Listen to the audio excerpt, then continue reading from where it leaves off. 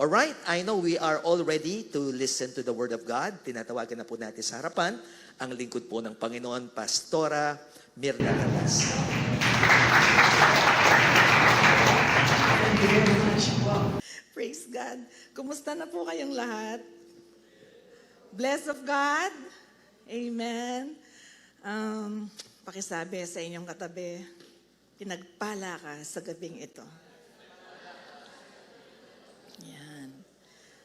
Yung katabi mo, alagaan mo yan, kasi yan lang ang madadala mo sa langit. Amen? Kaya mag-alagaan po tayo sa isa't isa.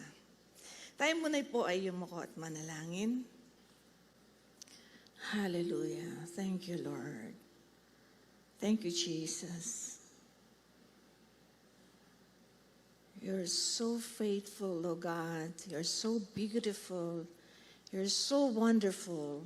And you deserve the highest praise that we can ever give to you this evening. Be glorified, O God, as we nurture our souls with your word. May the Holy Spirit continue to move in our hearts, and may your name be glorified as we listen to you this evening.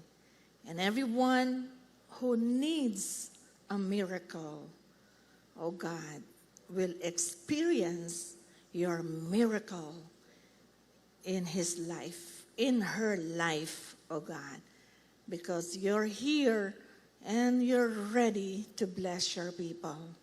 We thank you.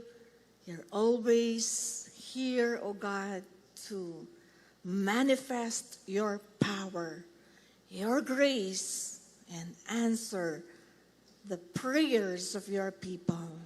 We honor you and we adore you. In Jesus' name we pray. Amen. Another big clap offering for Jesus. Thank you. Thank you. Praise the Lord. Lahat ng nagmamahal sa Panginoon ay magsabi ng Amen. Amen. No? So pag-usapan natin the power of prayer, ang kapangyarihan ng panalangin. There are three powerful responses in times of needs. Tatlong makapangyarihang tugon sa oras ng pangangailangan. No? Dito po sa Philippians 4, verse 6. Do not be anxious about anything, but in everything by prayer and supplication with thanksgiving, let your requests be made known to God. Huwag kayong mabalisa tungkol sa anumang bagay. Sa halip, hingin ninyo sa Diyos ang lahat ng inyong kailangan sa pamamagitan ng panalangin may pasasalamat. Purihin ang Panginoon sa pagkabasa ng kanyang banal na salita. Alam natin ang dahilan ni Apostol Pablo kung bakit siya sumulat sa mga taga-Pilipos. First, to express his gratitude for the financial and moral support extended to him. Second, to encourage them, to inspire them more, no, to remain in faith, to be joyful, and preserve the unity among them. Na yun po ang kanyang pinaka-dahilan. Dito sa isang talata na ating tutunghayan, meron siyang napakasimpleng instruction sa mga mananampalataya in facing difficulties in life. Lahat ng nakakaranas ng difficulties, magsabi ng Amen. Dami, no? So, lahat ng may pangangailangan, magsabi ng Amen. O, pakisabi sa katabi mo, para sa atin ang mensaheng ito. At kung wala kang pangangailangan ngayon, in the future, if God will allow that you will have trials, difficulties and certain needs in your life, meron ka ng may a-apply sa buhay mo. Okay? So the message of God is for everybody. Ano ba yung message ng Panginoon kung ikaw ay namomroblema ngayon? Ano ba yung pinagdadaanan mo?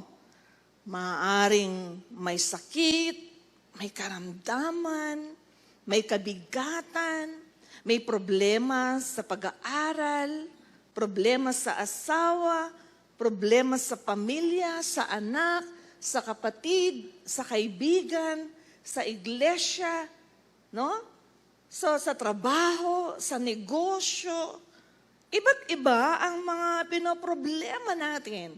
Iba't iba ang mga pinagdadaanan natin kasi we know that nobody is an excuse to problems. Wala pong excuse sa buhay na ito. Kaya ang dapat natin gawin, according to Paul, kapag meron kang problema ngayon, una, take it easy. Pakisabi sa katabi mo, take it easy. Okay? Kasi sabi niya sa verse 6a, don't be anxious about anything. No? So wag kang matakot, mag-alala sa anumang bagay. It means don't be worried. Don't panic. Don't be fearful. Kahit na nakakatakot ang sinabi ng doktor, kahit nakakatakot ang problema mo, kasi talaga namang may mga problemang nakakasindak, may mga problemang nakakatakot, may mga problemang nakakagulat. Di ba? Yung Kapampangan, may papakde ka. Nagugulat ka, natatakot ka sa mga naririnig mo, sa mga balita, sa mga problemang inihahatid sa'yo. So don't be fearful. Don't be troubled. Don't be bothered. Don't be distressed about anything. Cool ka lang. Pakisabi sa katabi mo, cool ka lang. Easy ka lang. Kaya may mga tumataas ang presyon di ba? May mga na-heart attack. May mga di nakakatulog. May nababalisa, naguguluhan, hindi mapakali, natataranta. No, ganun ang pakiramdam kapag may problema na dumating sa ating mga buhay. Pero bilang isang mananampalataya, bilang isang anak ng Diyos, gaano man yan, katindi, kahirap, kalaki, na problema yan, ang sabi ng Panginoon, take it easy. Amen? Take it easy. 2 Timothy 1:7 says, for God has not given us the spirit of fear, but of power and of love and of sound mind. Hindi tayo binigyan ng Diyos ng spirito ng takot. Nandiyan yan, no? Sa halip, binigyan niya tayo ng spirito ng kapangyarihan at ng pag-ibig at ng maayos na pag-iisip. No?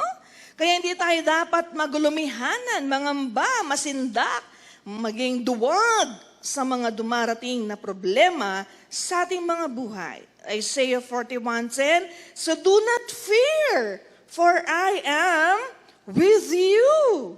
Huwag kang matakot, kasama kita, sasamahan kita, ang sabi ng Panginoon. Ibig sabihin, may problema, may pagsubok, may pangangailangan, may karamdaman, pero hindi ka matatakot dahil kasama mo ang Panginoon. No? Psalm 27 verse 1, the Lord is my light and my salvation, whom shall I fear? Kasi sometimes there is darkness in our lives. No? There is as if, no, para tayong mapapabayaan o mapapahamak dahil sa mga sitwasyon. Pero ang sabi ng mga awit, whom shall I fear? Pakisabi sa katabi mo, kanino ako matatakot? Atapang ako. No? Ikaw ay matapang na tao dahil kasama mo ang Panginoon. The Lord is the stronghold of my life. Of whom shall I be afraid? When evil men advance against me to devour my flesh, when my enemies and my foes attack me, they will stumble and fall. Ang Panginoon ang aking liwanag at ang aking kaligtasan. Kanino ako matatakot? Ang Panginoon ay katibayan ng aking buhay. Ba? Atindi nito. Ang Panginoon ang katibayan. Kaya meron kang lakas, meron kang katatagan. Kahit anong bagyo o pagsubok, bagyo ng pagsubok ang dumating sa ating mga buhay. Amen? Tanungin mo yung katabi mo, kinakabahan ka pa ba?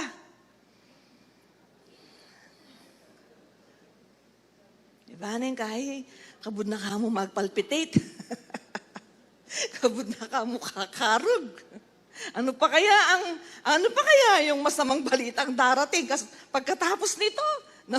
Parang nag-i-expect ka pa na may mas malalang balita na ibabalita sa'yo. Ano mga kapatid, take it easy. Kanino ako masisindak? Kaya wag kang magpapasindak. Okay? Sabi nga ng mga awit, ang taong matuwid ay hindi natatakot sa masamang balita. Nabasa niyo na ba yun? A righteous person is not afraid of bad report. No? Bakit? Dahil ang Panginoon ang ating sandigan. No? Sabihin niyo, malapit na tayong matapos. Kaya ko kaya si Pastor Zion? Makuha ko kaya yung trono niya? Number 2, tell it to God in prayer. Tell it to God in prayer. Verse 6b, but in everything, by prayer and supplication, with thanksgiving, let your requests be made known to God. No?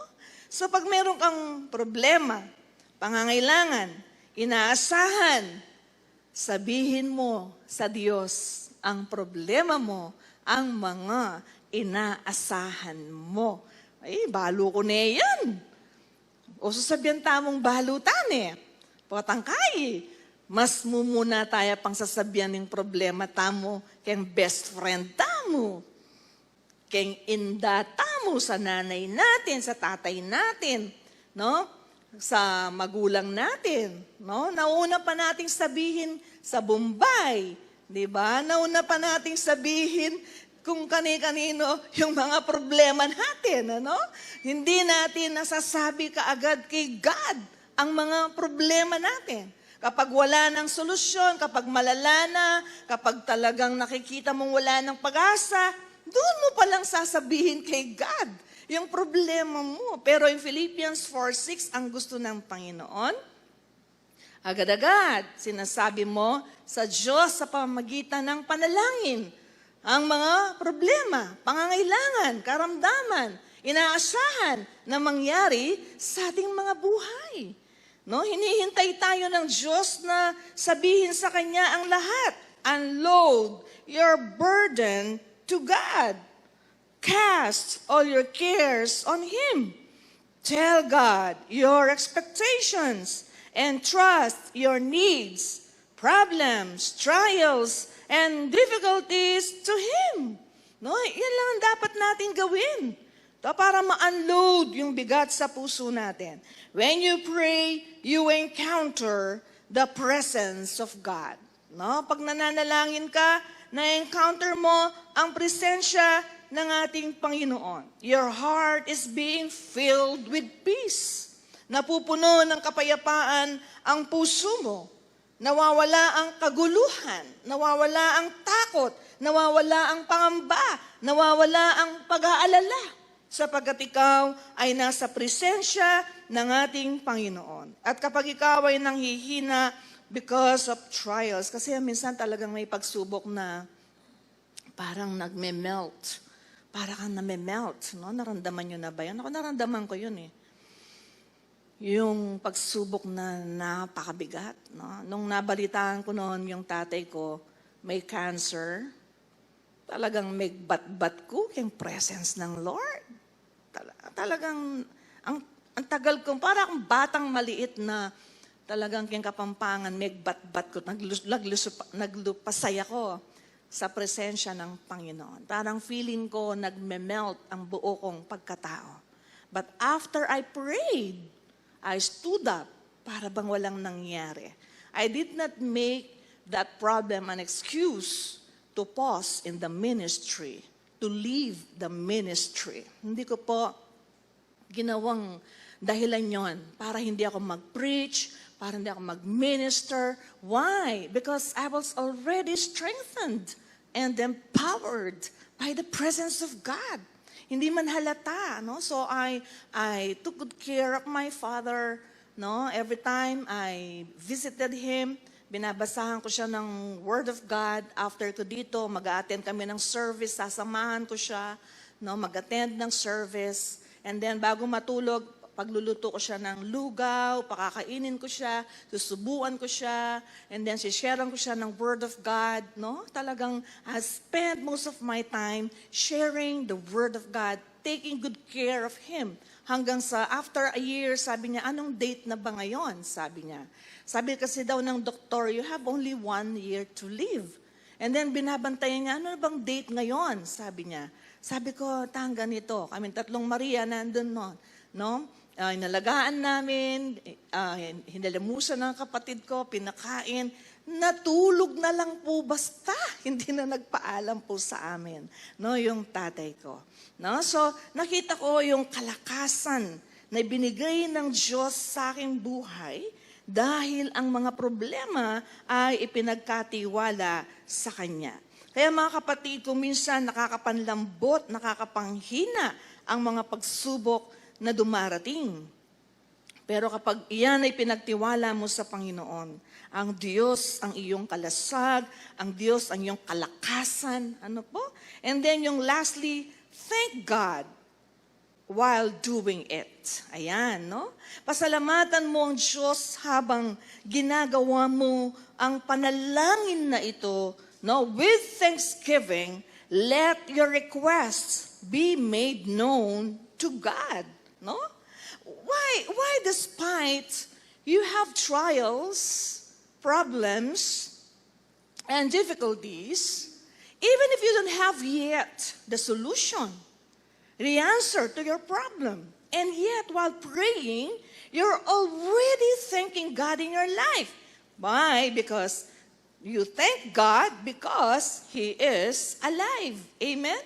Magpapasalamat ka kasi buhay ang Diyos na iyong dinadalanginan. Romans 6:9, for we know that since Christ was raised from the dead, He cannot die again. Death no longer has mastery over Him. Bakit ka magpapasalamat habang ikaw ay nananalangin? Dahil nakakatiyak ka na ang dinadalanginan mo ay buhay na buhay. Amen? At magkakaroon ka ng buhay. Kasi mahirap yung nagpipray ka. Patay naman pala yung dinadalanginan mo. Dati yung mga dinadalanginan natin, patay. Walang buhay. Pero ngayon, nagpapasalamat ka sa prayer dahil ang Diyos na dinadalanginan mo ay Diyos na buhay. Palakpakan natin ang ating Panginoon. Isaiah 59 verse 1, surely the arm of the Lord is not too short to save, nor his ear too dull to hear. No? Kaya pwede kang magpasalamat sa Panginoon habang hinihintay mo ang katugunan, habang naghihintay ka ng himala, habang naghihintay ka ng provision, doon sa dinadalangin mong napakahirap, napakatindi, napakabigat. Why? You thank God because He's not only alive, but our God is miraculous. Praise God. No? Mapaghimala ang ating Panginoon. Hindi siya basta-basta Diyos. Hindi pipitsuging Diyos. Hindi Diyos na walang kakayahan at walang kapangyarihan para tayong lahat ay Kanyang tulungan. Siya ang Diyos ng himala. Lahat ng himalang kailangan mo, kayang ipagkaloob ng ating Panginoon. Walang himala na hindi niya kaya. Ang sabi ng Isaiah 32:27, I am the Lord, the God of all mankind. Is anything too hard for me? Luke 18:27, but he said, the things which are impossible with men are possible with God. Kaya minsan pag sinabi na ng tao, ng mga eksperto, may conclusion na, may findings na, di ba? Sa tingin mo, ay, yun na yung final. At sa ayaw, magaling yung doktor, yun na yung sinabi niya, napakahirap, sabi niya, wala nang gamot dyan, wala nang solusyon dyan. Alam niyo po, pag sinabing wala nang gamot, wala nang solusyon, hindi po totoo yun. Sa Diyos may gamot, sa Diyos may kagalingan, sa Diyos may solusyon. Amen. No?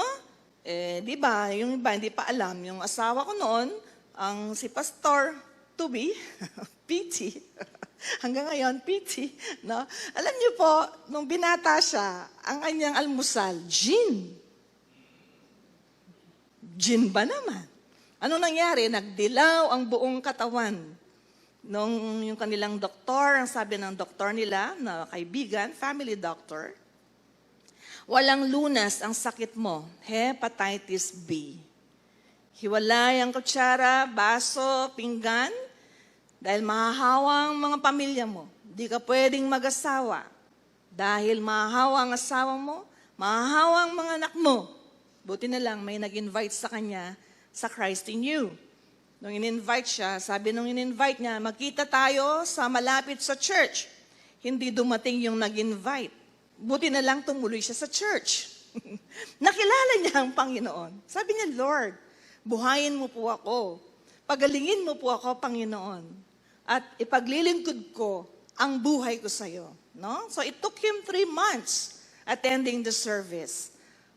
All of the sudden, nawala po ang kanyang hepatitis B. Nakatanggap siya ng kagalingan sa ating Panginoon. No? Palakpakan natin ang ating Panginoon. Para sa akin, matinding karamdaman yun. No? Kasi sakit sa atay. Nagdidilaw siya kahit wala siyang alahas na suot. No? Puro dilaw siya. No? Salamat sa Panginoon. Dahil yung panahong yun, siyempre, ako, pastor na, di naman siya Christian, may hepatitis B pa. Palagay niyo ba, sasagutin ko siya? Magugustuhan ko ba? Hindi nga Christian, gin pa yung iniinom niya. Siyempre, hindi naman ako desperada para tanggapin ko yung pag-ibig niya. Matatanggap ko lang kung born again na siya. Di ba? Kaya nga natanggap ko siya kasi born again na siya. Amen po, mga kapatid, no? So, ano yun? Bonus.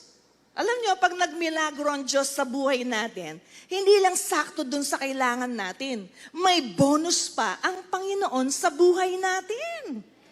Kaya sabi niya, Lord, bigyan mo akong asawa. Gusto ko yung wala ng magulang para... Sabi ko kayo niya, pala metel rin pengari, kumanta yung prayer mo. Gina-joke ko siya, no? Sabi ko, yung wala nang magulang, Lord, para nakafocus na lang ako sa Kanya, yung pag-aalaga, ganon-ganon, no? Tsaka bigyan mo akong asawa, Lord, yung kahit hindi maganda, sabi niya, basta malalim sa'yo. Yun ang gusto ko, sabi niya. Tapos nung sinasabi niya sa akin, ewan ko kung totoo yung sinasabi niya, okay nang mag-judge kung binobola ba niya ako, o kung totoo. Ang sabi niya, tingnan mo, sabi niya, ang binigay na asawa ni Lord, hindi lang malalim kay Lord, maganda pa, sabi niya. So kayo na po ang mag-judge, ano po. So yun po ipatotoo. Di ba kung minsan parang wala na tayong future dahil sa physical condition natin. Parang wala nang mangyayaring maganda sa buhay natin. Di ba? Ganun yung naging pakiramdam niya. Nagdidilaw ang mata, nagdidilaw lahat. Tapos di pwedeng mag-asawa. Parang wala na siyang future. Alam niyo po, ang Panginoon, nasa Kanya po ang future natin. Kahit nakita mo na sa sarili mo, wala na. Ang conclusion ng sarili mo, wala na. Hindi yan ang conclusion ni Lord sa mga taong nagtitiwala sa Kanya.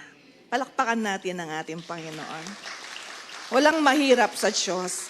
Kaya yung may mga sitwasyon ngayon, nabigla ka, ganyan ang kalagayan mo, nagulat ka, ganyan ang sitwasyon mo, parang gusto mong matakot. Hindi, wag kang matakot. Tell it to God in prayer. While doing it, pasalamatan mo na ang Panginoon sa himala niya sa buhay mo. Pinapaganda lang ni Lord ang kwento ng buhay mo. For the glory of His name. No? Thank God. Why? Because He cares for you. Hindi lang buhay ang Diyos natin, hindi lang mapaghimala, kundi nagmamalasakit siya sa iyo at para sa akin.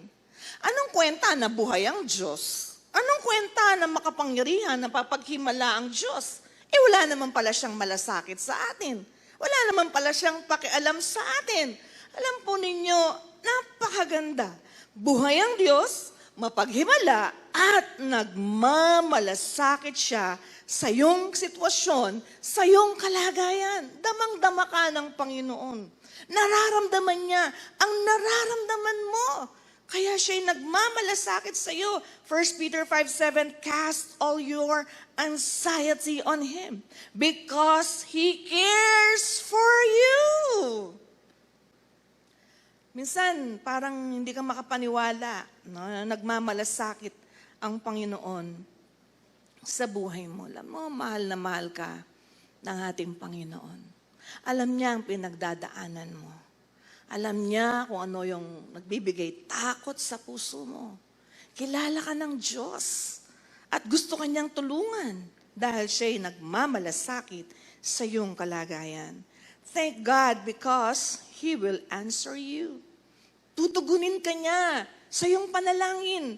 Jeremiah 33:3, call unto me and I will answer you and show you great and mighty things which you do not know. So kapag tayo may gusto, sabi ni Lord, tumawag ka. Tumawag ka, sabi ng Panginoon.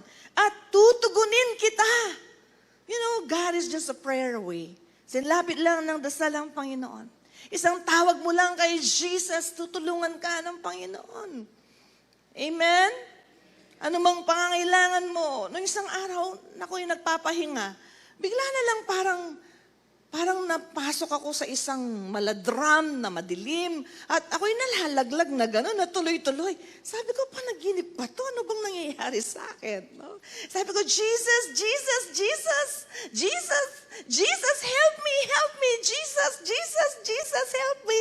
Nung nagising ako, ay panaginip pala yun, sabi ko. Ginising ako ng Panginoon. Noon nga, nakwento ko sa morning watch, no? Mababangungot ko, no? Talagang hindi ako magising. I was having a nightmare, no? No, hindi ko na maalala kung ano yung panaginip ko. Basta alam ko, hindi ako makagising. Hindi ako makagalaw. Hindi ako makagalaw. Pero alam niyo po, pilit kong binibigkas yung Jesus. Hindi talaga mabanggit yung salitang Jesus. Yung pangalan ni Jesus. Ang tagal, I was struggling. No? In my prayer, in my dream, sabi, Jesus! Nung mabanggit ko na po yung Jesus, mga kapatid, nagising na po ako. Minsan kaya hindi na gumigising. Sabi natin, may bangungot lang yata mo na po. You know, sometimes the devil, even when we are sleeping, he wants to kill us, no? Kahit sa panaginip. Kaya sabi ko sa mga anak ko, mga anak, pag kayo nananaginip ng hindi maganda, sabi ko, hindi kayo papayag na hindi nyo mabanggit ang pangalang Jesus, no? You do your best to mention the name of Jesus in your dream. Huwag niyong kakalimutan yan. Sabi ko sa kanila, kasi ako, nagkakaroon ng ganyan mga panaginip at ang Panginoon, kahit sa panaginip, tinutugon niya ang aking panalangin. Mga kapatid, marami na kayong katugunang panalangin mula sa Diyos. Marami na kayong himalang natanggap mula sa Panginoon. The same God will answer you. The same God will help you. The same God will heal you. Will uphold you. Siya rin po, hindi po siya nagbabago. Ikaw ay kanyang tutugunin. No? Kaya sabi niya sa Matthew 7:7, ask and you will receive. Sa John naman, sabi ni Lord sa mga disciples, hanggang ngayon wala pa kayong hinihingi, kaya wala kayong natatanggap. Humingi tayo sa Diyos. And another one, thank God, for He will strengthen. He will help, and He will uphold you. Isaiah 41 verse 10, diba? So do not fear, for I am with you. Do not be dismayed, for I am your God. I will strengthen you and help you. I will uphold you with my righteous right hand.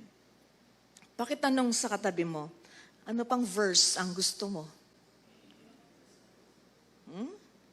Ano pang verse ang gusto mo? Para totally convinced ka, mawala yung fear, pagkatiwalaan mo si Lord, at asahan mo siya, pasalamatan mo siya, dahil siyang magpapalakas sa iyo, siya ang tutulong sa iyo, no? At hindi kanya pababayaan. Bago tayo mag-pray, when you thank God in times of need, in times of trials and difficulties, una, it shows you're thriving in your faith in God. Pinapakita na ikaw ay lumalago at tumatatag sa iyong pananampalataya.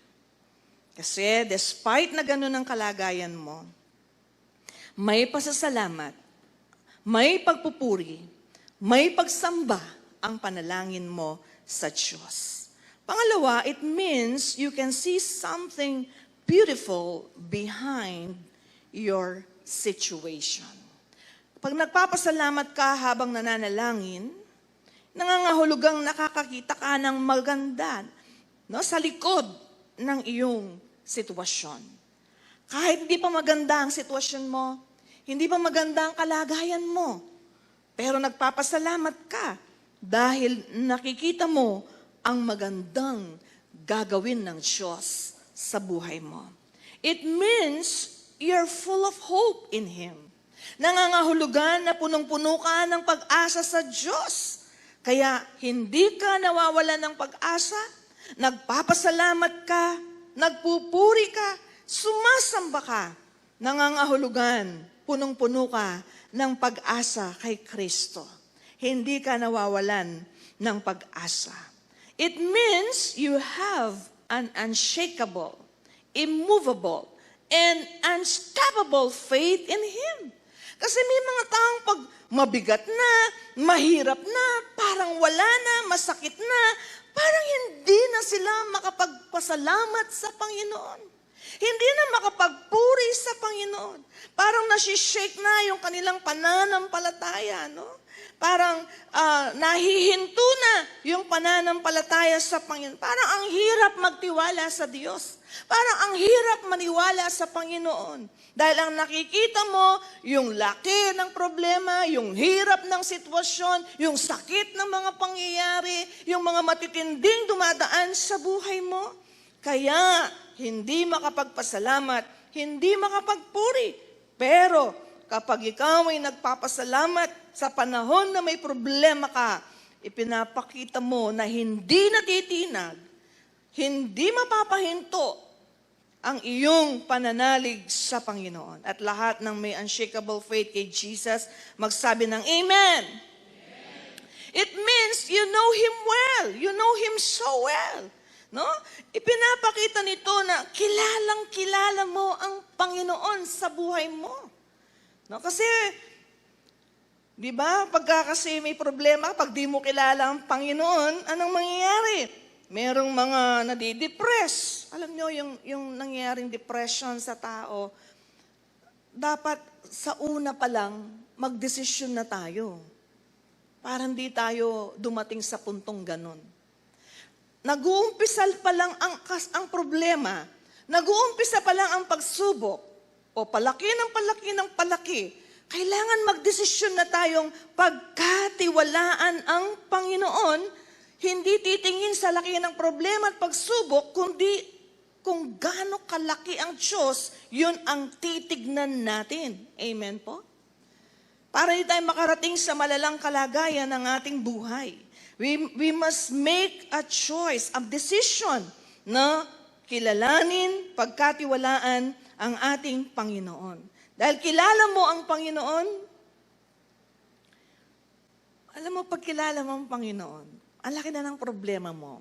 Madalas hindi pa halata eh. No? Yung parang grabe na, nakasubsob ka na sa lupa. Sa tindi ng pagsubok mo. Pero hindi pa nahalata ng mga tao.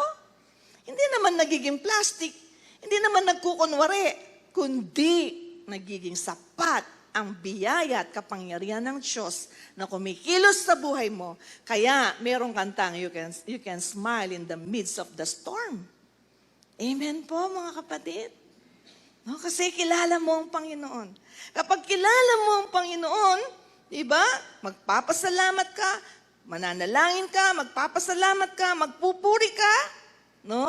Hindi mo sisirain ang buhay mo, no? Kundi lumilitaw na kilala mo talaga ang Panginoon.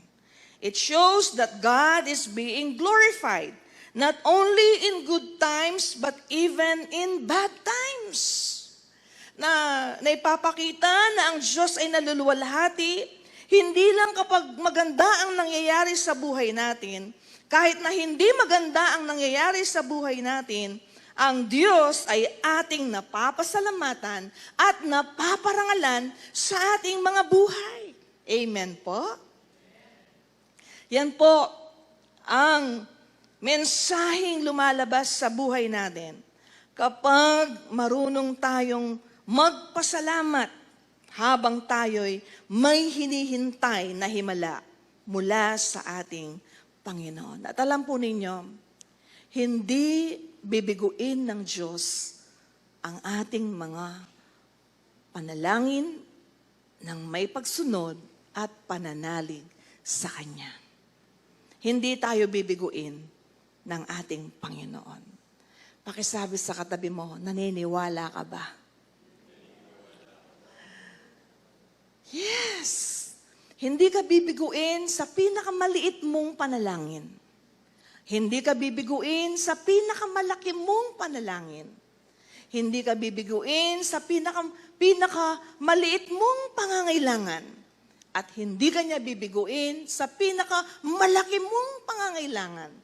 Hindi ka bibiguin ng Panginoon sa napakatindi na iyong pinagdadaanan. Hindi ka bibiguin ng ating Panginoon. Kaya, sa ating conclusion,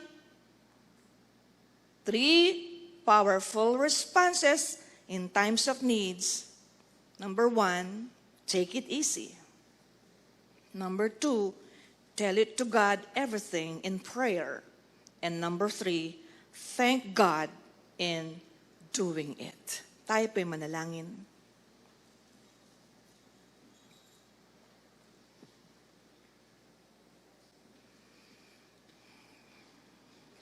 Hallelujah. Thank you, Jesus.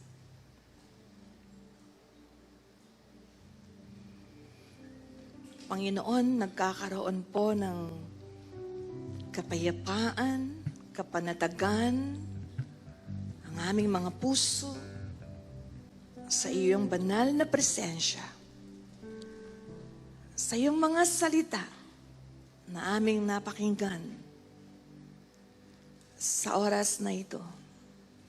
Ito po ay nagpapalakas ng aming pananampalataya. Nagbibigay ng karunungan kung paano namin harapin ang mga pagsubok, ang mga problema, ang mga pangangailangan na dumarating sa aming mga buhay. Ayaw na ayaw mo na makita mo po kaming nabubuhay sa takot, sa kalungkutan, sa kalumbayan, at sa kawalan ng pag-asa. Ayaw na ayaw mo na kami po ay nalulugmok dahil sa mga dumarating sa aming mga buhay. Nais mo po na harapin namin ito nang may lakas ng pananampalataya, nang may lakas ng loob, lakas ng tiwala sa iyo. Kaya sa oras na ito, lahat ng mga balakid sa aming pananampalataya, let them be melted, O God, in your presence.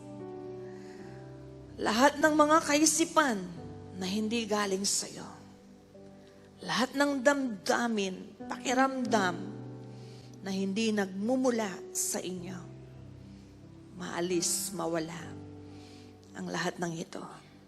Magtagumpay ang mga salita mo, ang mga pangako po ninyo sa aming mga puso sa oras na ito. Mawala lahat ng uri ng takot, pangamba, pag-aalala, at kawalan ng pag-asa. Thank you, Jesus. Thank you, Lord. Kung nagpapasya ka sa gabing ito, nakatodo ang pagtitiwala mo kay Kristo, itinutodo mo ang pananalig mo sa Panginoon, mawawala sa isip, tatanggalin sa isip lahat ng worry, lahat ng doubt, lahat ng pagdadalawang isip, lahat ng mga hadlang upang maranasan mo ang himala ng Panginoon. And you're making decision tonight, Lord. Pananampalataya po ang aking ipapairal sa buhay ko. Raise your right hand and we will pray together. Gaano man yan kahirap, gaano man yan kalaki, gaano man yan katindi. At niisip mo o sinasabi nila, mahirap yan, wala nang solusyon yan, malala na yan, may taning na yan. Kapatid, manaig ang paniniwala mo kay Jesus. Yung mga nagtaas ng kamay, stand up with me, tumayo tayo sa presensya ng ating Panginoon. At ngayon, isuko natin ng buong buo ang ating buhay sa Panginoon. Dalawang kamay, taas natin sa Diyos. At itodo mo ang puso mo sa Panginoon. Pagkatiwalaan mo siya, iparinig mo at iparamdam sa Panginoon kung gaano ka nagtitiwala sa Kanya. Easy ka lang, cool ka lang, sagot ka ng Panginoon. Sagot ka ni Jesus. He has everything you need. He has all the power to answer you. He has all the miracles that we need to be extended to all of us. Anumang kalagayan, anumang area ng buhay mo nangangailangan ng himala, nangangailangan ng milagro, ng tugon, ng kagalingan, sabihin mo sa Panginoon, tell it to the Lord, everything in prayer right now. Ipagtapat mo ng personal sa Panginoon. Sabihin mo sa Panginoon, be specific in the presence of the Lord. God is listening. God is hearkening your prayer. Nakikinig ang Panginoon sa dalangin mo sa oras na ito. God can read your mind, can hear your heartbeat, can hear the words coming out from your mouth because He cares for you. Nagmamalasakit sa atin ang Panginoon. He is the same yesterday, today, and forever. Kung naghimala siya sa nakaraan, sa kahapon, pinagaling ka, tinugunan ka, pinagpala ka, gagawin din niya sa oras na ito. Ang kinid mo sa oras na ito, makapangyarihan ang ating Diyos. Siyang Diyos ng himala, Diyos ng pagpapala. Walang hindi kayang gawin ang Panginoon para sa ating lahat. Kayang-kaya kanyang tugunin sa oras na ito. Ano man ang struggle mo, ano man ang binubuno mo, you have victory in Jesus. May tagumpay sa ating Panginoon. And you are more than victorious in Him.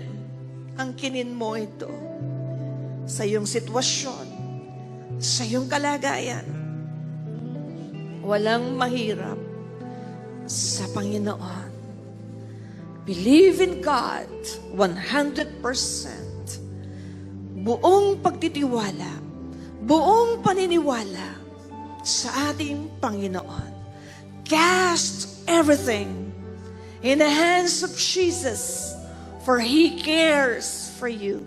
He loves you and He wants to bless you. Hallelujah. Sige po, take time to entrust everything in the hands of the Lord.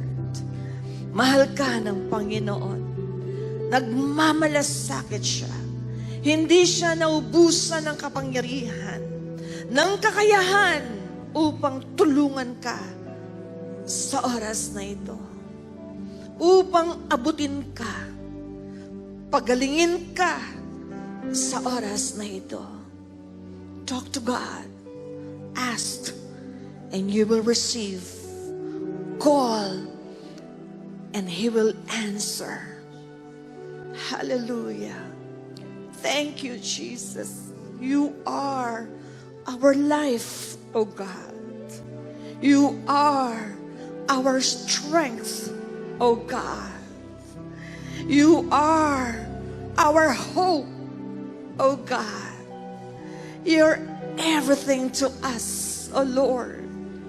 Because we have you, we have life. Because we have you, we are blessed. Because we have you, we have a future. Oh God, thank you, Lord. Napakaganda ng aming kinabukasan. Napakaganda ng aming buhay. Sapagkat dinadaluyan mo kami, Panginoon, ng iyong biyaya, ng iyong kapangyarihan na hindi nababawasan, hindi na uubos. Lagi kang nandyan upang abutin ang bawat isa sa amin, upang kami buhayin, palusugin, palakasin, pasiglahin, pagpalain, gabayin, baguhin ang aming mga buhay. Salamat po, aming Ama. Damang-dama namin ang iyong pagmamahal sa bawat isa sa amin. Hindi mo po binibigo ang aming mga puso, ang aming pananalig, ang aming pananampalataya. Hindi mo po kami tinatalikuran. Hindi mo po kami iniiwan. Lagi ka pong nandyan. Isang tawag lang po namin, nandyan ka. Napakabilis po ninyong magmalasakit. Napakabilis po ninyong tumugon. Napakabilis po ninyong gumawa at kumilos sa aming mga buhay. Kung may mga pagkaantala man, alam po namin, hindi po pagkaantala ang lahat ng ito. Sapagkat may ginagawa po kayong pinakamaganda para sa aming mga buhay, para sa aming sitwasyon, para sa aming kalagayan. Lord, thank you so much for giving the best for all of us, oh God. Thank you, Father God, for your miracle, for your power that is always available for all of us. Salamat po, aming Ama. Pinupuri ka namin sa mga katugunan ng aming mga panalangin sa oras na ito. At sa mga nasa online na hindi pa tumatanggap kay Jesus, sumunod po kayo sa panalangin. Tanggapin natin siya ng personal bilang Lord and Savior ng ating buhay. Sabihin po natin, Panginoon, patawarin mo po ako sa aking mga kasalanan. Pakalinisin mo po ako sa lahat ng karamihan. Tinatanggap kita bilang sariling Diyos at tagapagligtas ng aking buhay. Simula po sa araw na to, ikaw nang manguna. Ikaw na pong maghari sa aking buhay. Tulungan mo po ako. Gabayan mo po ako. Baguhin mo po ako. Maraming salamat po. In Jesus' name. Amen. Amen. Palakpakan natin ang ating Panginoon. Praise God. Praise the Lord. Hallelujah. Purihin ang Diyos. At tayo po ay manalangin para sa ating closing. Hahayo po kami na punong-puno ng kapayapaan ng aming mga puso. Punong-puno ng kagalakan. May mga great expectation po kami sa aming mga buhay. At alam namin ito po ay tutuparin po ninyo. Gaganapin po ninyo sa bawat isa sa amin. For the glory and for the honor of your name, O God. Patuloy ka po naming mabigyan ng lugod sa bawat araw ng aming mga buhay. Sa iyo lamang po lahat ng karangalan. In Jesus' name, Amen. Amen.